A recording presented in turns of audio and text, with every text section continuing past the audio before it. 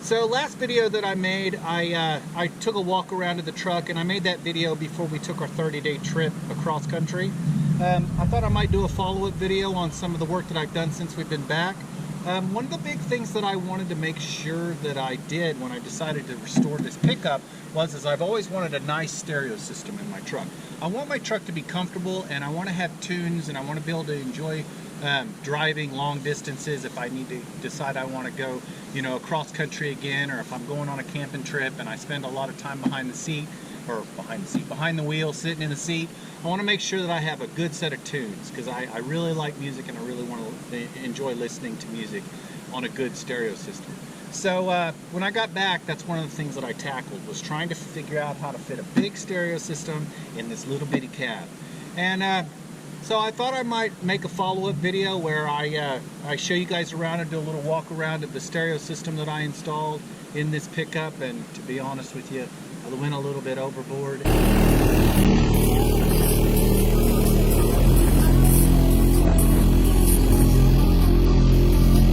And basically put a competition stereo system in this little 1994 Toyota pickup. And those of you who have single cab pickups, particularly Toyota pickups, you know how hard it is to get decent sound in such a small area. So I thought I might make this video to show you guys what's possible, and to show you all what I've put in here. So let's take a look. With any high-powered stereo system, it's important to have a good charging system, because you got to be able to get the amperage to the amplifiers so that they can make a lot of noise. I've upgraded to a North Star AGM battery, and as you can tell, there's a lot of cabling right there.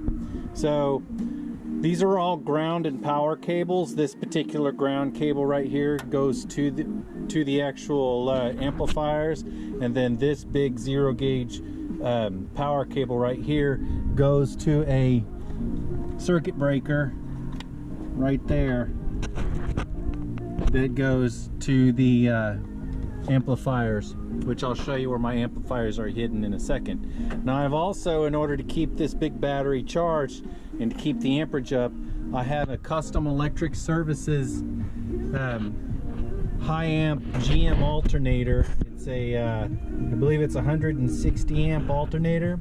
The factory alternator is I think 80 amp, the factory Toyota. So I'm running a rather large alternator to keep up with the amperage draw of the amplifiers. And of course, I have the big 3 wiring upgrade, which this actual 0 gauge power wire goes across and gets wired to the big alternator. As you can tell down in there, I've got a power steering link that I'm going to have to fix pretty soon. But see, the alternator has 0 gauge wire, so it's feeding the battery from 0 gauge wire. And of course, ground also. I have plenty of grounds, plenty of grounds. One going to the frame down there, another one going to the actual alternator is grounded itself with a big piece of 0 gauge wire. So yeah, so pretty in-depth charging system going on there.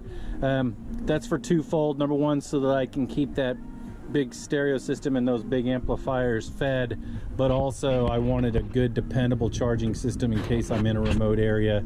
I wanted it to be nice and dependable. So let's go to the interior and show what we got going on there. So the heart of the stereo system, of course, is the head unit, and I'm running a simple Pioneer DH80 PRS. It's a pretty unassuming CD player, and I like that. I like it because it looks just like a regular old CD player. It doesn't look too expensive, too fancy. It definitely doesn't look like something that you would have in a competition level car stereo system, but it has a lot of features for what it is. It's got a complete DSP in it, and that's really important to me because I'm not running any external crossovers or any external processors. Everything is being run off of the head unit itself. So this is a really very powerful head unit for it to be so unassuming, for it to look just like a regular, run-of-the-mill Pioneer that you might get at a Walmart or something like that. So I like that. Now, I had to make a few modifications to the dashboard of the truck because, once again, it's a 1994. For example, I have a USB port so that I can run a flash drive if I want to add music to my flash drive and utilize it.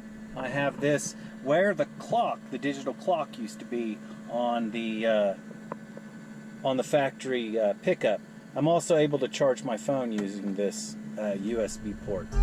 If you go down a little bit further, I have a bass knob for my bass amplifier that I have tucked away, and I'm able to adjust the bass and check for low voltage and all of those things.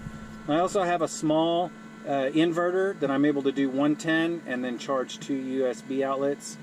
This came in very handy during the road trip. I had this hooked up in my road trip, and I was able to actually blow up an air mattress using this for 30 days. It's been really handy, and I only paid like 10 bucks for this at Walmart. I'm surprised it's lasted as long as it has. So for mid-bass drivers, I am running a set of 6.5-inch silver flute drivers from a company called Mattis Sound.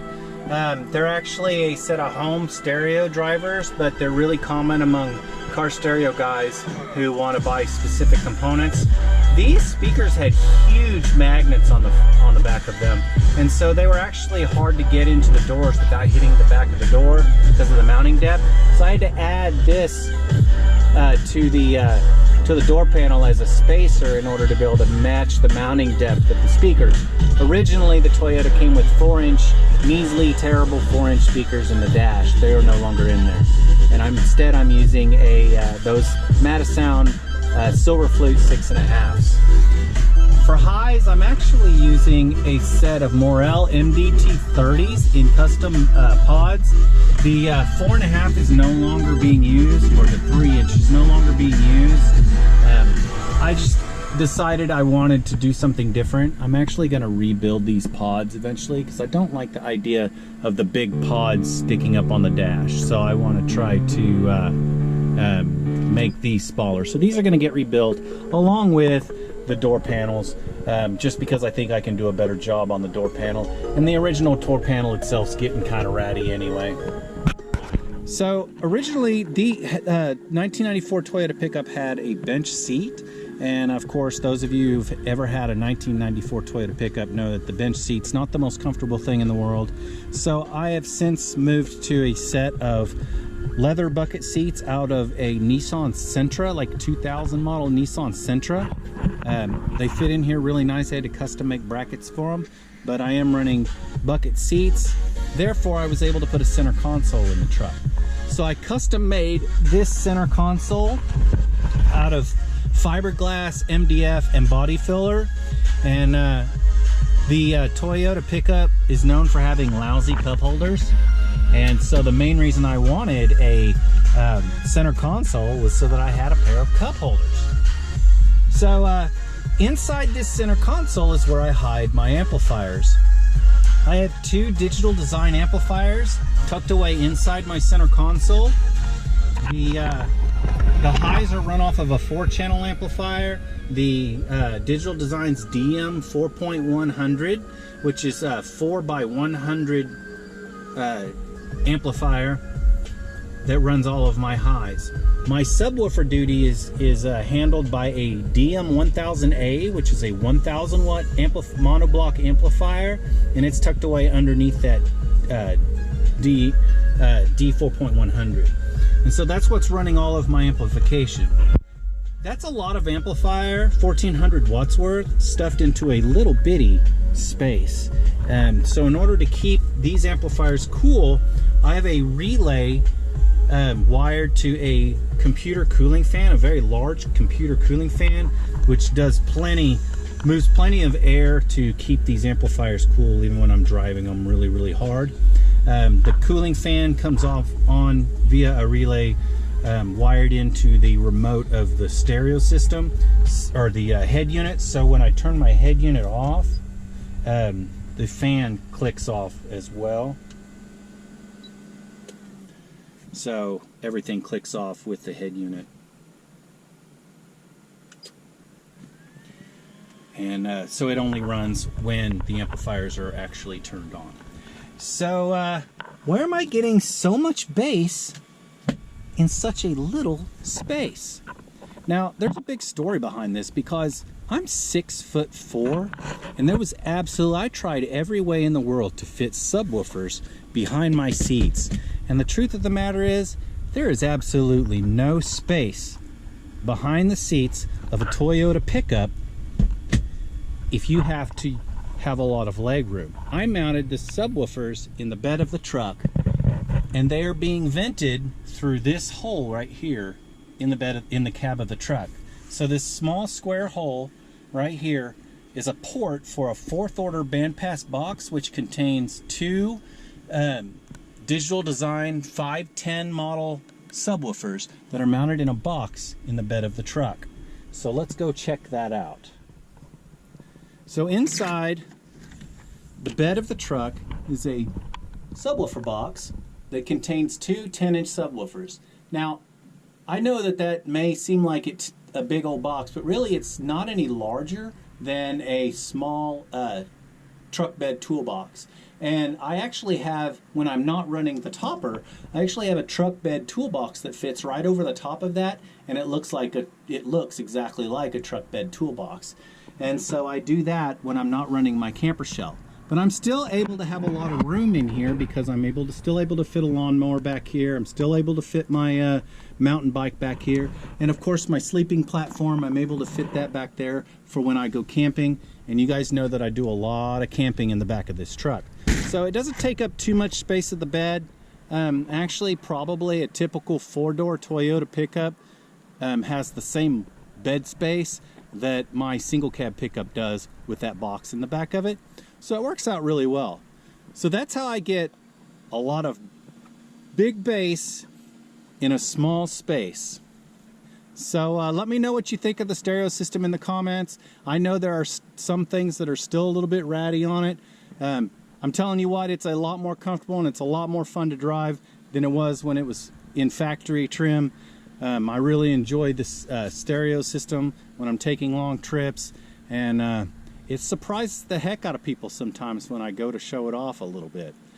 Some of the things that I still know I need to work on are, the door panels. They could be a little bit better, and I'm going to keep practicing my fiberglassing skills, and I'd like to completely redo the door panel to make it a little bit nicer. And I'd also like to change up the speaker pods on the A-pillars and make them a little bit less intrusive and a little stealthier, and look basically like a single cab pickup with just a little CD player and a couple of speakers in it.